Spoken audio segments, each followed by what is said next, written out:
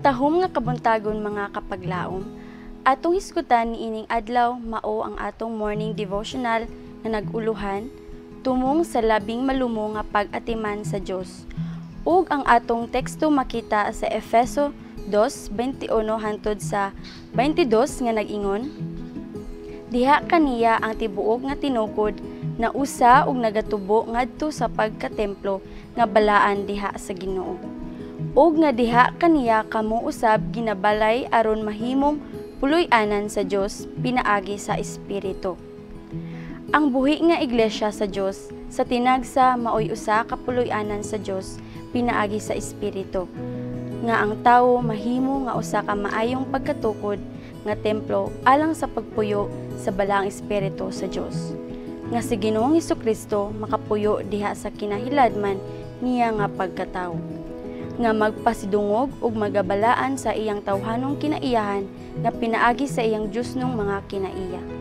Ang Iglesia ni Kristo kinahanglan maanaa sa kalibutan apan dili iya sa kalibutan. Sa pagtawag sa iyang katawan sa tingob diha sa kapasidad sa Iglesia, ang Dios nagaplano nga sila mahimo nga usa ka Kristohanong panimalay ug sa matag adlaw mahimo nga angayan sa pagkasakop sa pamilya sa itaas.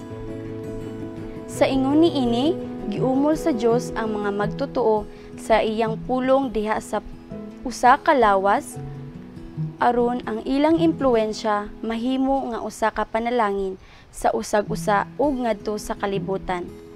Ang matag sakop nga nakabig, nagapadayag ug nagkausaban sa kinaiya, ug siya gipalig-on ug gipaluyuhan pinaagi sa kaisog o pagtuo sa kinatibukan. Ang labing huya nga santos kun siya motuo kang Kristo, usa ka sakop sa lawas ni Kristo. Ug kun siya magkinabuhi diha sa paobsanon pagsalig sa Dios, siya mahimo nga lig-on. Kay siya may kalibutan sa tanang katungod sa usa ka anak sa Dios. Ang iglesia mao ang tumong sa labing malumo nga gugma ug pag-atiman sa Dios. Kung ang mga sakop mutugot kaniya, iyang ipadayag ang iyang kinaiya pinaagi kanila. Siya miingon kanila, kamo mao ang kahayag sa kalibutan. Kadtong nagalakaw ug nakigsulti sa Dios, nagabuhat sa kalumo ni Kristo.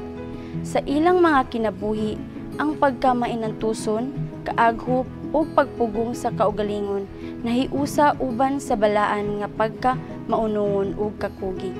Sa ilang pag-abante, pag-ingon sa langit, ang mahait, ang dili maayo nga ngilit sa kinaiya, magawagtang ug ang pagka-Dios nun makita. Ang balaang espiritu puno sa grasya ug gahom, magalihok diha sa unahuna ug kasing-kasing.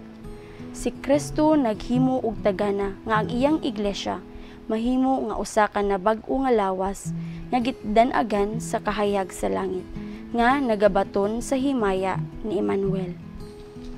Maoy iyang katuyuan nga ang matag Kristohanon pagkalibutan sa usa ka espirituhanong kalikupan sa kahayag ug kalinaw.